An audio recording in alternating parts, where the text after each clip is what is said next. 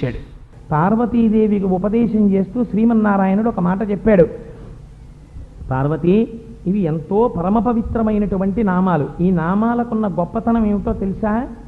ఇవి తమంత తాముగా విశేషమైనటువంటి విన్నంత మాత్రం చేత, చదివినంత మాత్రం చేత విశేషమైన ఫలితాన్ని ఇస్తాయి. అన్నిటికన్నా గొప్పది ఏమిటంటే, ఏదైనా చాలా తొందరగా ఒక కోరిక సిద్ధించాలనుకోండి, వాంఛితార్థప్రదాయిని, ఆ కోరిక తీరితే మీరు వృద్ధిలోకి వస్తారనుకుంటేనే అది పరమశివుడి చేతిలో ఉంటుంది ఆ న్యాయ నిర్ణయం.